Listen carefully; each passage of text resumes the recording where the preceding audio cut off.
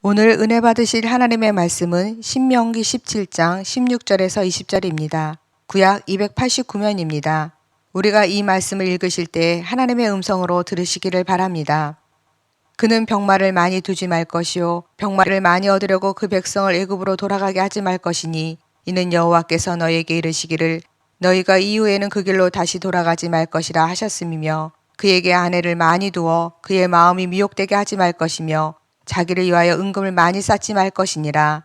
그가 왕위에 오르거든 이 율법서의 등사본을 레위 사람 제사장 앞에서 책에 기록하여 평생에 자기 옆에 두고 읽어 그의 하나님 여호와 경외하기를 배우며 이 율법의 모든 말과 이 규례를 지켜 행할 것이라. 그리하면 그의 마음이 그의 형제에 위해 교만하지 아니하고 이 명령에서 떠나 좌로나 우로나 치우치지 아니하리니 이스라엘 중에서 그와 그의 자손이 왕위에 있는 날이 장구하리라.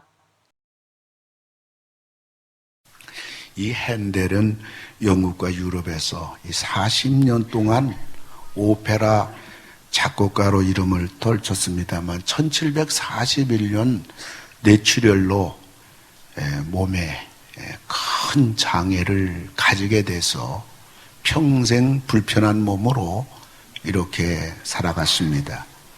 절망과 아픔 속에 있던 어느 날 찰스 기본이란 한 시인이 방문합니다. 그리고 성경 말씀을 가지고 와서 이것 가지고 좀 작곡해 주세요. 부탁합니다. 그 시는 그는 멸시를 받아 간고를 많이 겪었으며 질고를 아는 자라 그를 위로하는 자가 아무도 없으니 이런 이사야서의 말씀이었습니다.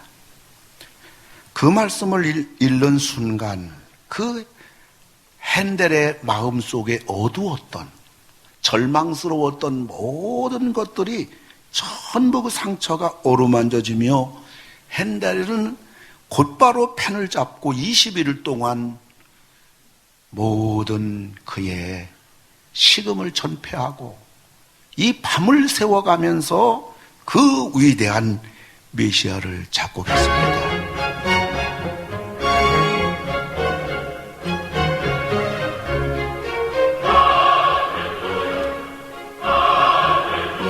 이게 바로 핸델의 메시아입니다.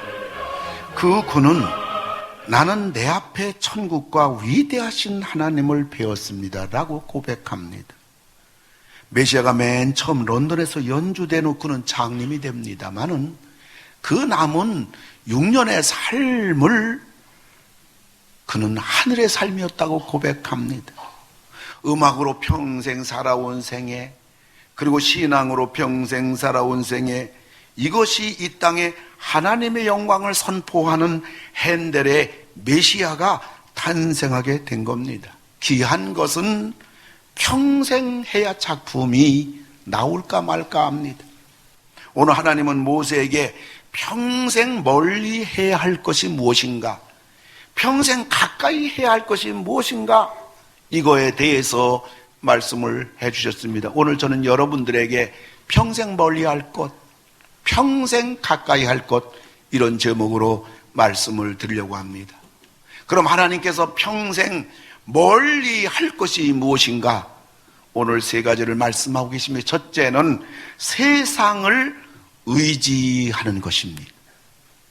오늘 16절에 보면 그는 병마를 많이 두지 말 것이요 라고 했습니다. 병마는 무슨 역할을 하는 겁니까? 한마디로 국방력입니다. 국방력은 통치자로서 절대적으로 필요한 것입니다. 왕이 자기 왕권을 유지하고 이어갈 수 있는 힘이 바로 이 국방력이에요. 세상 권력 좋아하지 않는 사람이 어디 있겠습니까? 그러나 화무 11홍 권불 10년이란 말이 있어요. 제 아무리 아름다운 꽃도 열흘을 넘기지 못하고 제 아무리 막강한 권력이라도 10년을 넘기지 못한다는 말이에요. 특히 우리나라는 더한 것 같아요.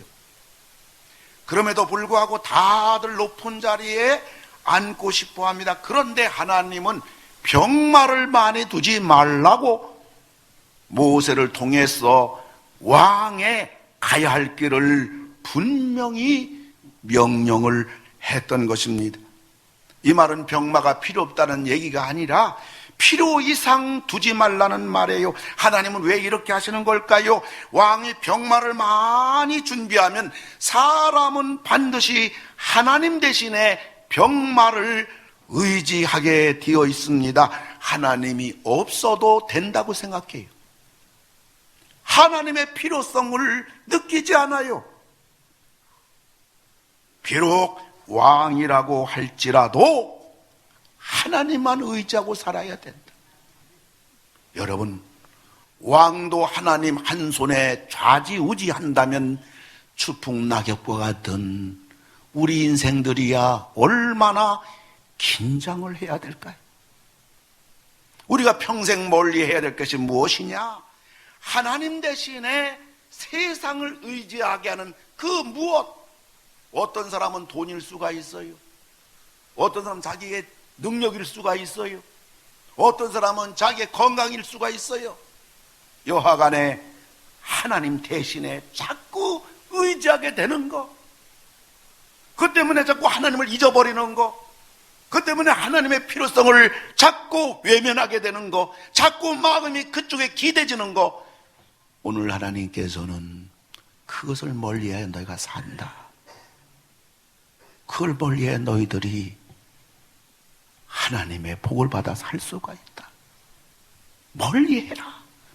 그것도 하루 이틀이 아니라 평생 멀리하라. 여러분, 하나님의 말씀은 복인 줄 믿으시기 바랍니다. 뿐만 아니라 우리 하나님께서는 두 번째로 평생 멀리해야 될 것이 뭐냐? 그것은 쾌락이다, 이렇게 말하고 있어요. 17절에 보니까 그에게 아내를 많이 두어 그의 마음이 미혹되게 하지 말 것이라고 오늘 하나님은 말씀합니다. 과도한 쾌락을 경계하란 말이에요. 자기 인생이 제일 행복하려면 한 아내, 한 남편인 것입니다. 이것이 하나님 가정의 원리예요.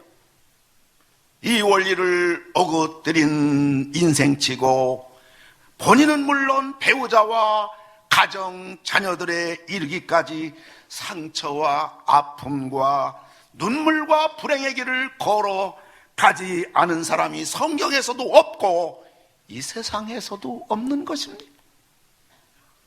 그럼에도 불구하고 사람은 끊임없이 인생을 즐기고 쾌락을 탐닉하려는 본능이 있어요. 그러나 하나님이 명하신 경계선을 넘는 그러한 쾌락은 불법이요, 악이요, 죄요, 결국은 불행입니다. 그것이 이성이든 혹은 그것이 취미이든 하나님이 기뻐하지 않은 쾌락은 평생 멀리 해야 됩니다. 깨끗해야 됩니다. 우리는 세상 쾌락이 아닌 하나님으로 인하여 기뻐하고 신앙으로 기뻐하고 하나님의 복을 받아 누리는 여러분 되기 주의 이름은 축원합니다. 성경은 간단해요. 항상 기뻐하라.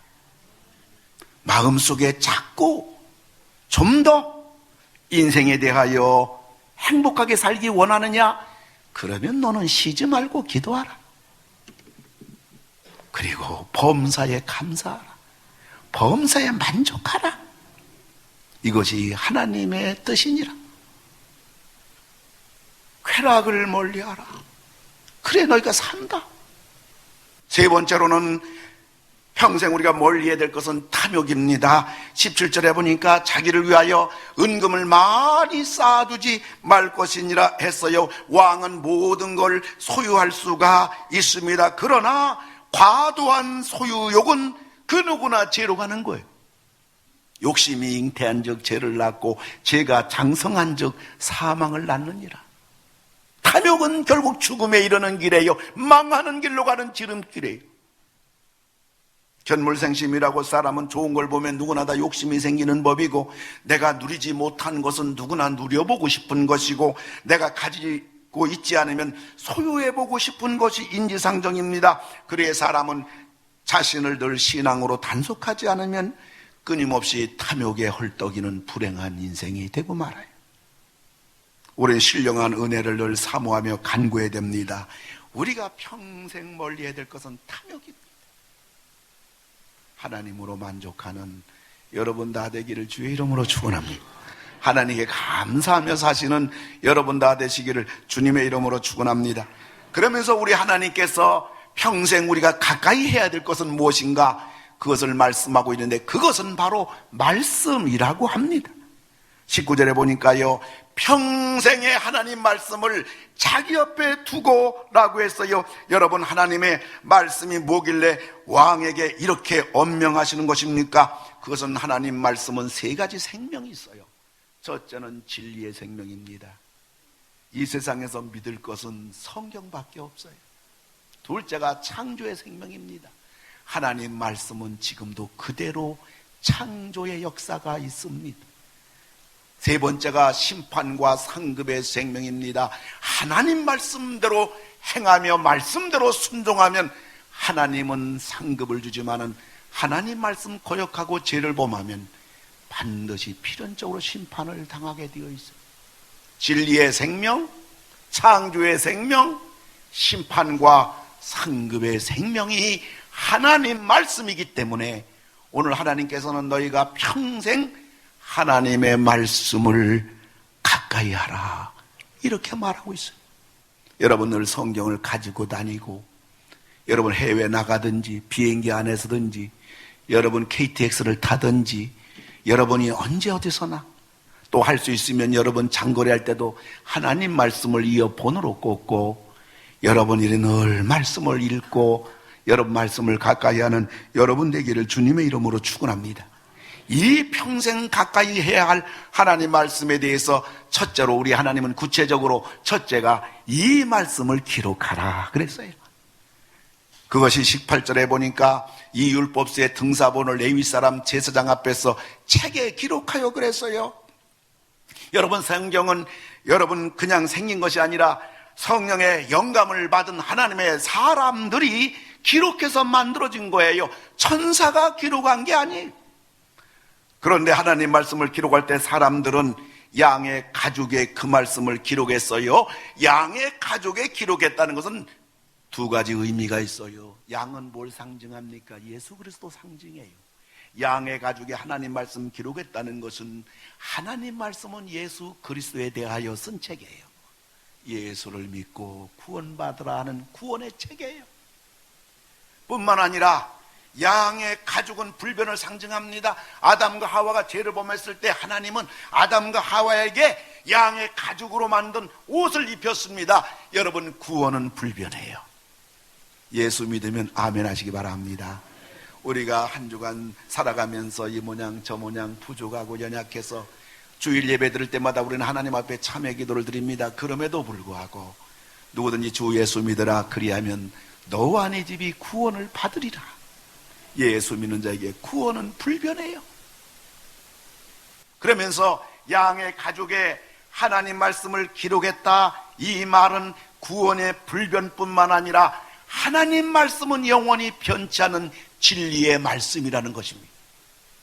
그래서 하나님 말씀 기록할 때 양의 가죽에다가 그 말씀을 기록함으로 하나님 말씀은 예수 그리스도를 상징하는 것이요 하나님 말씀은 영원토록 불변의 진리 말씀인 것을 우리에게 말해주고 있는 것입니다. 우리 교회는 33년 만에 2018년도에 하나님 말씀 필사대행진을 우리는 하려고 그래요.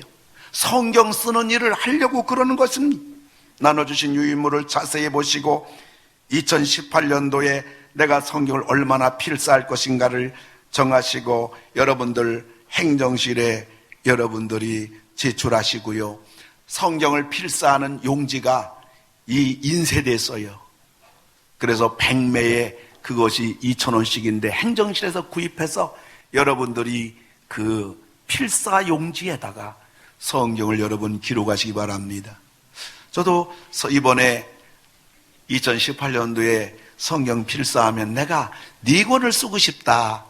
첫째는 시편을 쓰고 싶고 또 하나는 사복음서를 쓰고 싶고 또 하나는 지혜서인 잠언을 쓰고 싶고 또 한 가지는 성경의 맨 마지막에 요한계시록 4권을 써야 되겠다 하는데 이왕 쓸 바에는 창세기부터 계시록까지 한번 써야 되겠다. 근데 이제 목회가 워낙 바쁘니까 매일매일 한 장 쓰긴 어렵고 반 장씩 써야겠다 하다 보니까 6년이 걸려요. 그래서 오늘부터라도 용지를 사가지고 창세기부터 반 장씩 쓰려고 하는데, 여러분들 행정실에 가셔서 용지를 사셔가지고 지금부터 써도 괜찮아요? 내년도까지 기다리지 않아도 돼요. 그래서 신구약을 다 쓰시는 분들은 한 장씩 쓰게 되면 그것이 3년 걸려요.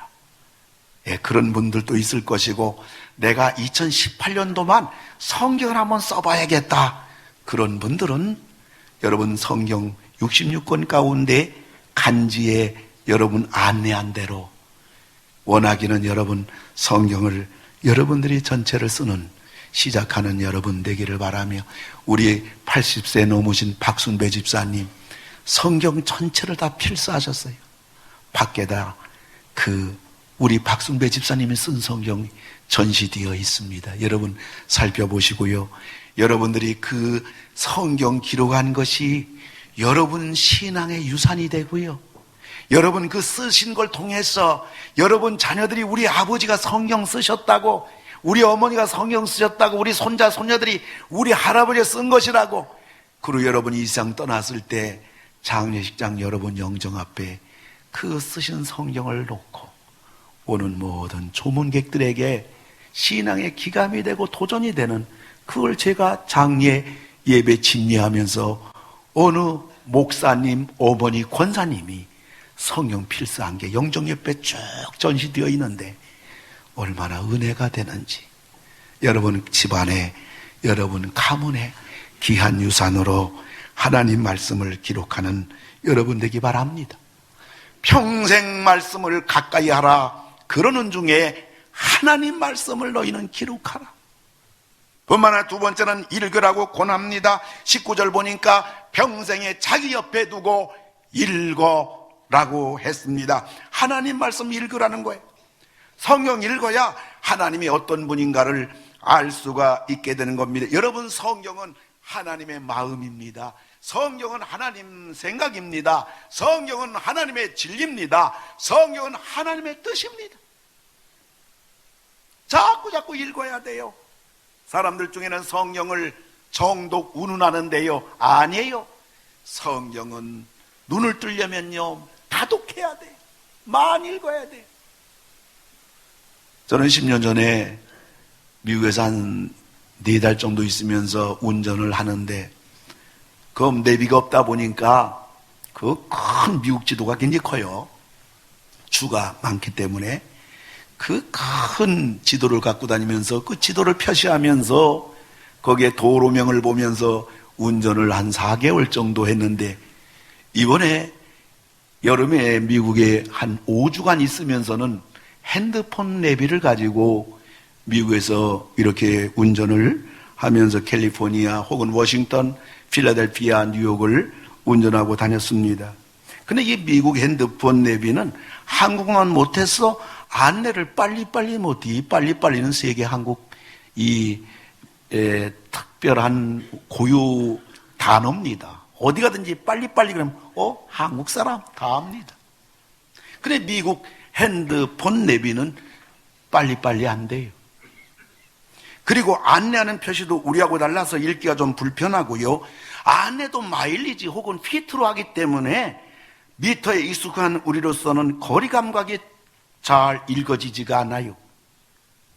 그래서 미국에서 운전하는 첫 주간에 핸드폰 내비는 써야 되는데 이게 너무 불편하고 익숙하지 않고, 그래서 운전대는 왼손으로, 그 다음에 오른손에는 핸드폰 내비 핸드폰을, 그리고 눈은 계속 핸드폰 지도, 그리고 도로 표지판, 그리고 머리로는 몇 마일 그러면 몇 피트 그러면 이게 몇 미터인가, 그것을 계산하느라고 정신이 없어요. 근데 한 주간 고생을 하고 나니까 내비 핸드폰을 충전기에 꽂아놓고 여기서 말하는 거 대충 짐작해가지고 이 4주간 운전을 마음껏 이렇게 하고 다녔습니다. 여러분, 성경도 마찬가지예요. 처음 성경을 읽을 때는요, 이해가 되지 않나요? 답답해요. 여기 읽으면 이쪽을 읽다 보면 다 잊어버려요. 내가 왜 성경을 이런데도 읽어야 되느냐고 그러한 의구심이 들 때도 있습니다. 그러나 성경을 힘들어도 여러분이 읽고 또 읽다 보면 여러분 성경 전체에 윤곽이 잡힙니다. 그리고 오늘 또 신명기 말씀을 제가 강론합니다마는 이 말씀을 여러분이 전에 신명기 17장을 읽었다면 잊어버렸다 할지라도 내가 그때 이 말씀을 읽었지 하면서 말씀을 들을 때 설교 시간마다 그 말씀이 기억이 나며 그 말씀 본문을 통해서 눈이 떠지며 이로 인해서 성경 창세기부터 계시록까지 전체의 윤곽이 잡혀가게 되는 것입니다. 성경은 읽고 또 읽어야 성경이 이해가 되고 성경을 알게 되는 겁니다. 다른 왕도는 없는 것입니다.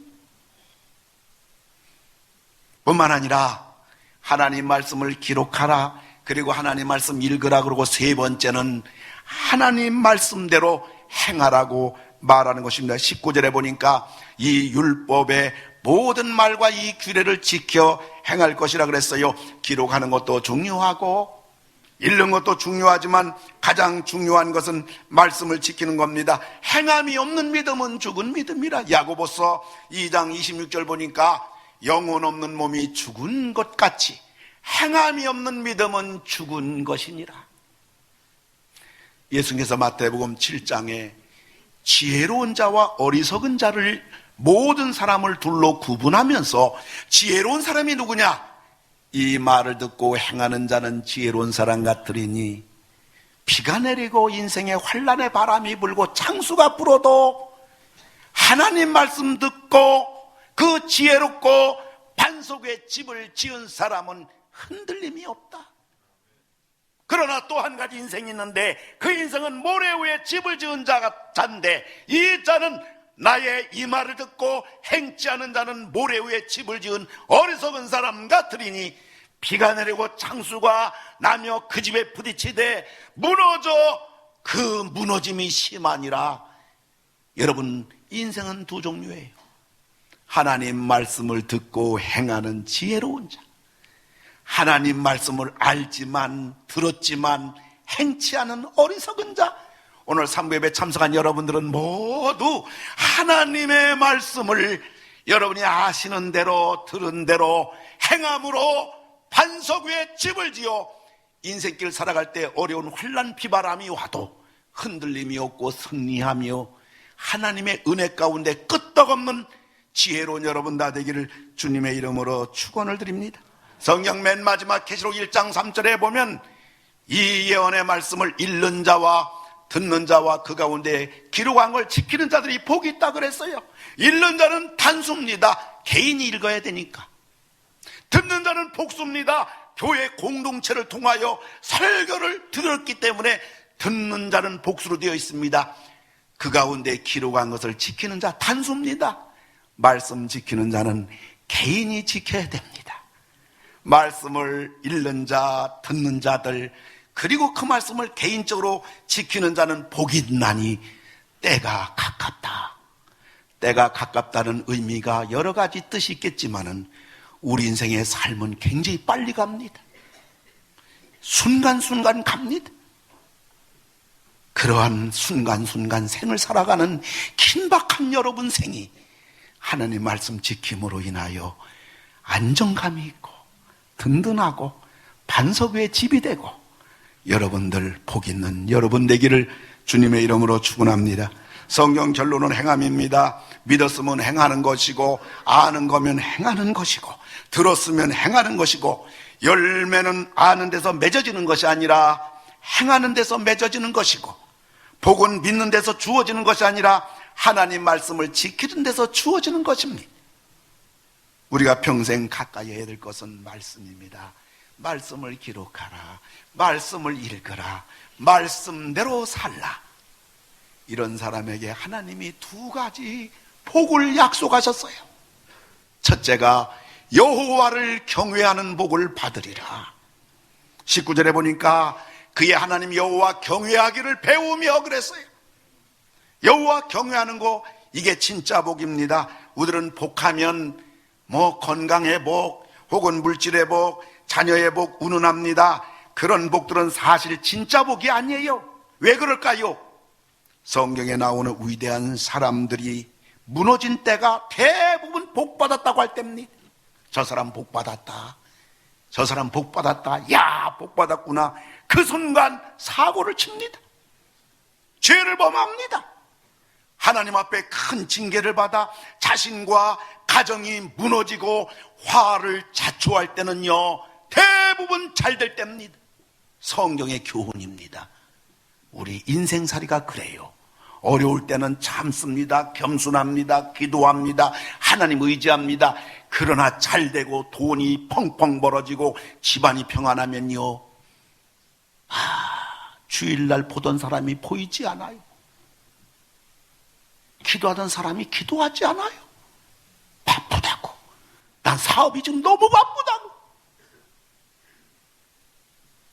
진짜 복은요, 여호와를 경외하는 복입니다.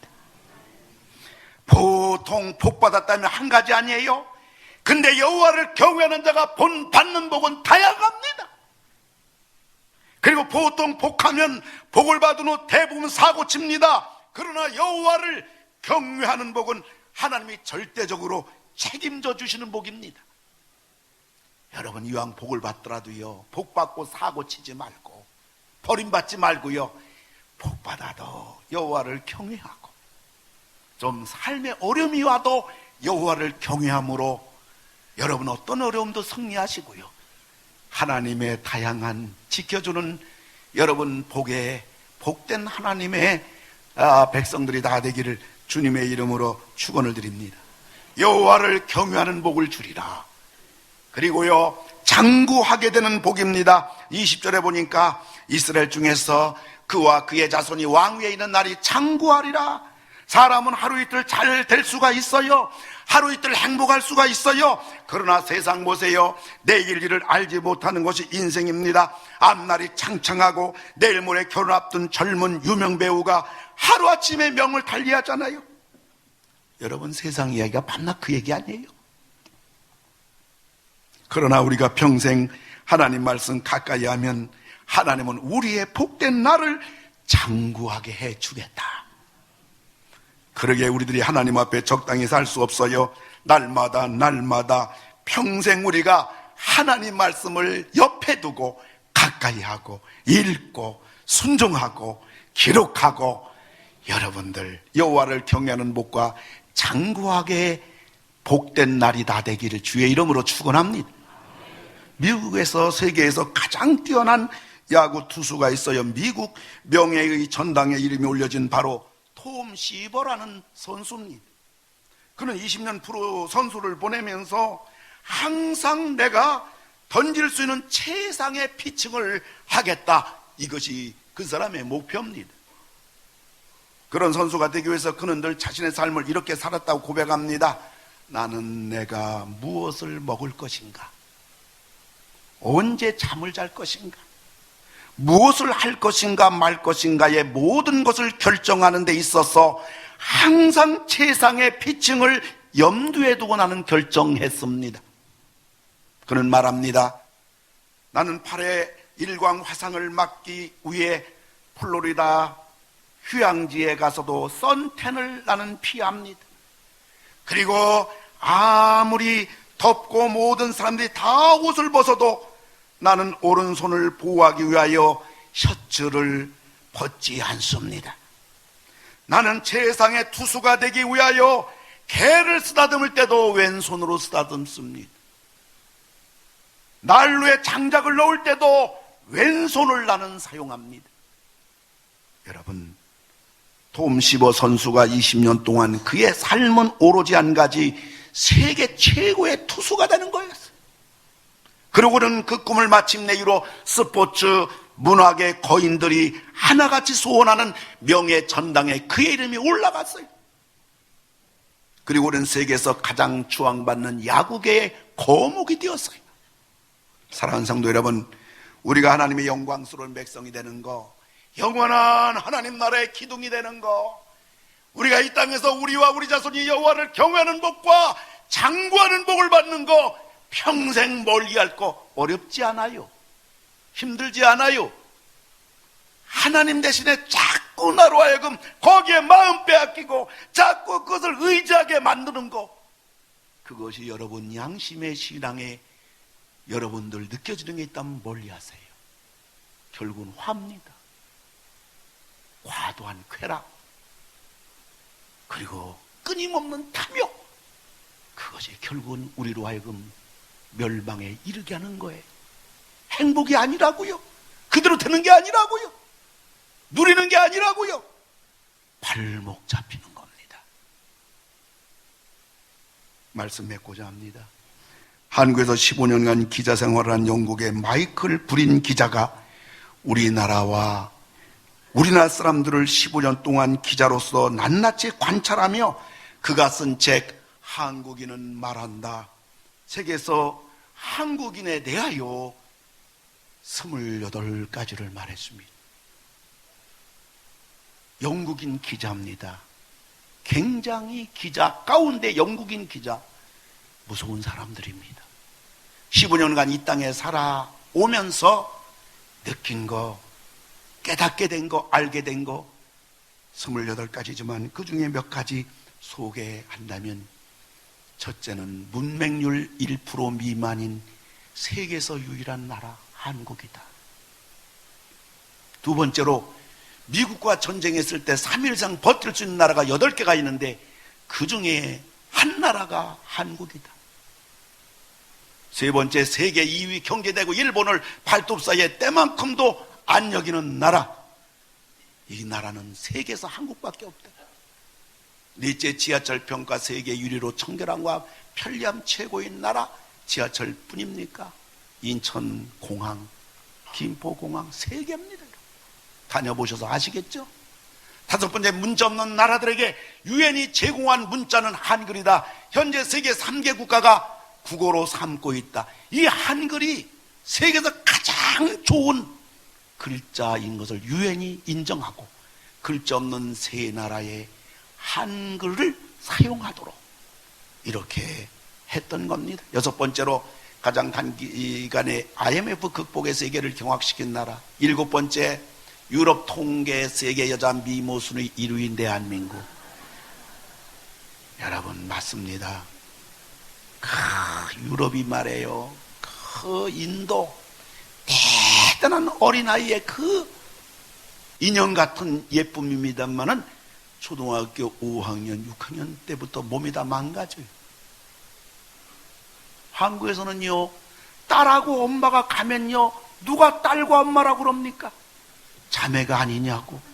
한국의 아빠와 아들 있잖아요. 이 중학교, 고등학교만 가면요, 이건 형제지 부자지간이 아니에요. 참으로 이 유럽에서 선정된 세계 최고의 미모, 바로 한국으로 이렇게 뽑혔던 것입니다. 여덟 번째, 미국 연합 여자 프로 골프 상위 100명 중 30명 이상 들어간 나라. 뿐만 아니라 아홉 번째, 세계 4대 강국을 우습게 아는 배짱 있는 나라. 일본, 미국, 중국, 러시아. 세계에서 가장 많은 발음을 표기할 수 있는 문자를 가진 나라. 한글 24개 모음 자음으로 만천 소리를 표현 가능하지만 일본은 300개, 중국은 400개에 불과합니다. 11번째, 세계 각국 유수대학의 우등생 자리를 휩쓸고 있는 나라 대한민국. 2위가 이스라엘, 3위가 독일입니다.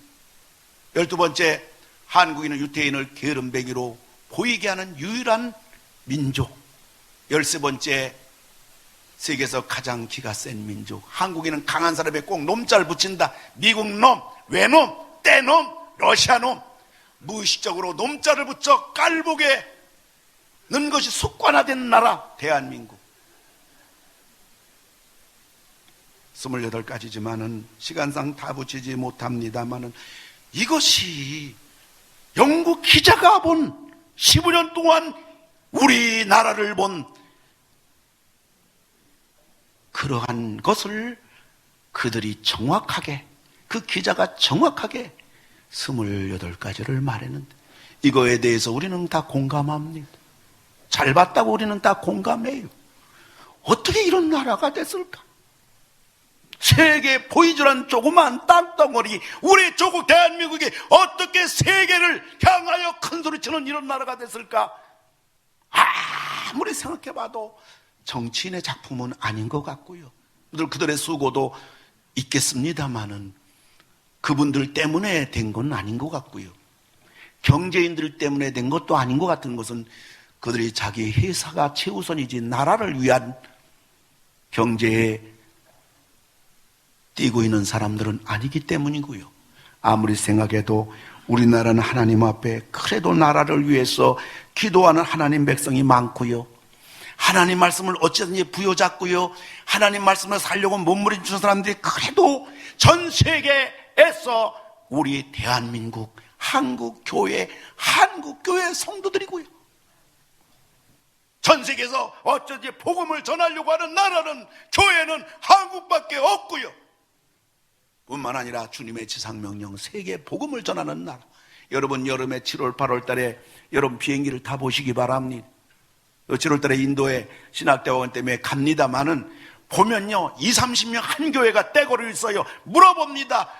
그들 옷 입은 거 보면 알아요. 유니폼 입은 거 보면 알아요. 어디 갑니까? 어느 교회입니까? 예, 선교 떠납니다. 단기 선교입니다. 이런 나라는 한국밖에 없어요. 한국교회밖에 없어요. 이런 모든 것들이 하나님께서 우리에게 주신 복이라고 믿습니다. 오늘 하나님께서 우리에게 평생 멀리해야 될 것 3가지. 너는 병마를 많이 두지 말라. 하나님 대신에 의지 되어진 것을 멀리하라. 아내를 많이 두지 말라. 쾌락을 멀리하라. 은금을 많이 두지 말라. 탐욕을 멀리하라. 그리고 평생 가까이 해야 될 것, 하나님의 말씀을 가까이 하라. 말씀을 기록하고 말씀을 읽고 말씀을 지키고 그리할 때 여호와를 경외하는 복을 너희 가정에 주리라. 그리고 너와 네 자손이 장구되는 복을 주리라. 이 복을 다 받아 누리시는 여러분 되기를 주의 이름으로 축원합니다. 우리 하나님 앞에 한 몫으로 이 시간 기도할 때 하나님 대신에 자꾸 의지 되어지는 것을 멀리하게 하시고 쾌락을 멀리하고 탐욕을 멀리하고 평생 말씀 가까이 하게 달라고 우리 다 같이 한 목소리로 하나님 앞에 통성으로 기도합시다. 할렐루야. 고마우신 아버지 하나님, 저희들 아버지 하나님, 오늘 평생 멀리할 것, 평생 가까이 할 것을 우리에게 엄명하신 하나님, 모세를 통하여 왕의 그 자리를 어떻게 지켜나갈 것인가 가르쳐 주신 우리 아버지 하나님, 저희들 아무쪼록 도와주셔서 아버지 하나님, 우리가 정신을 조금만 차리면, 우리가 조금만 긴장하면 이것이 얼마나 무서운 화요, 불행이요, 파괴요, 아픔이요, 눈물인 것을 잘 알고 있습니다. 우리 아버지 하나님, 긍휼과 자비를 베풀어 주셔서 평생 멀리해야 될 것, 어느 곳에 가든지 어느 곳에 머물든지 항상 기억하게 하시고 항상 경계하게 하시고 저희들 날마다 때마다 시마다 하나님 말씀을 가지고 다니며 일터에서 직장에서 사업장에서 시간 되는 대로 하나님 말씀을 읽으며 하나님 말씀 가까이 하는 우리 모두가 되어지도록 은혜 주시기를 간절히 기도하고 원하옵나이다. 여러분 가운데 몸이 아픈 분은 아픈 데 손 얹으시기 바랍니다. 뿐만 아니라 여러분 가운데서 가정에 주의 도움 필요하면 오른손 들어 가슴에 대기 바랍니다. 우리 다 같이 그 자리에 일어서서 하나님 평생 멀리할 거, 평생 가까이 할 걸 다짐하면서 다 같이 하나님 앞에 치유와 해결의 기도를 드립니다. 사랑의 우리 아버지 하나님, 다짐합니다. 도와주셔서 오늘 3부 예배 참석한 모든 성도님들 주여 여호와를 경외하는 복으로, 너와 네 자손이 장구하는 복으로 하나님 딴 생각하지 아니하고 딴 방법 쓰지 아니하고 이 길을 가는 우리 모두가 되도록 은혜 주시기를 기도하고 원하옵나이다. 우리 몸의 아픈 부분을 치유하여 주옵시고 우리 가정의 문제를 해결하여 주시기를 간절히 원하옵고 우리 우리 아버지 기도를 드립니다. 우리 주님께서 이루어 주시옵소서.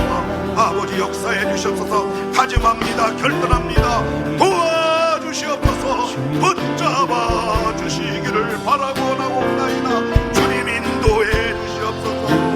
아버지 하나님께서 영광 받아 주시옵소서.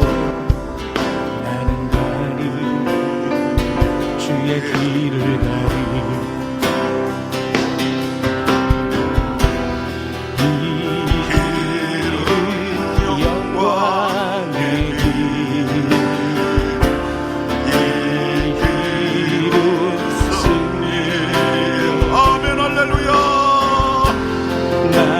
구원하신 주님을 십자가 지고 가신 길 오른손 높이 들고 나는 가리라 주의 길을 가리라 주님 발자취 따라 주님 발자취 나는 가리라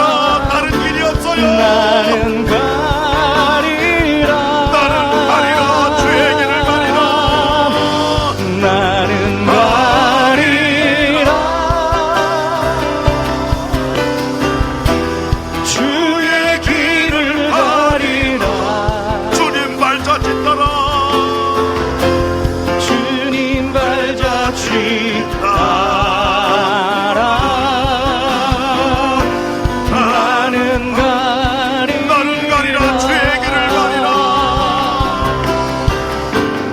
나는 가리라 주의 길을 가리라 주님 발자취 따라 나는 가리라 두 손 들고 찬양합니다. 나는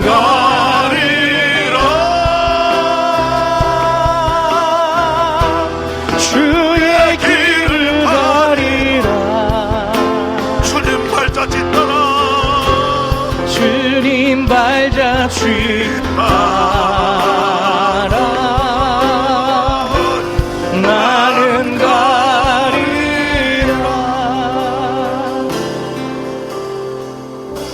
하나님 아버지, 세상 사람들은 우리들을 향하여 하나님이 어디 있냐고, 믿는 게 무슨 보람 있고 가치가 있냐고, 하나님에 대하여 조롱하고 교회를 힐난하고 믿는 것에 대하여 대적하는 온 세상에 저희들이 홀로 이 믿음의 길을 걸어갑니다. 하나님 말씀 기록하는 것을, 그 많은 시간과 정력을 어리석은 자의 소행이라고, 하나님 말씀 읽는 대신에 신문과 세상의 정보를 키워나가야지 손가락질하는 그러한 이 세상 속에서 하나님 말씀 지키고 어떻게 사냐고 제멋대로 살며 쾌락을 즐기며 끊임없는 탐욕의 늪을 헐떡이며 불행하며 파괴되며 찢어지며 죽어가며 자살하며 망가져가는 온 세상 요동치는 파도치는 세상 가운데서도 기고만장한 세상 앞에 우리가 투명하게 서 있습니다. 그럼에도 불구하고 하나님은 분명하게 너희는 하나님을 가까이 하라, 말씀을 가까이 하라, 내가 책임져 주겠다. 창조주 하늘의 하나님이 책임져 주겠다는데 이 길을 가야지. 말씀을 기록하며 말씀을 읽으며 말씀을 외롭지만은 당장 결과는 나타나지 않지만은 아버지 하나님 앞에 순종하며 나갈 때에 여호와를 경외하는 복을 내가 너와 네 자손에게 주리라. 너와 네 자손에게 장구하게 되는 복을 책임져 주리라.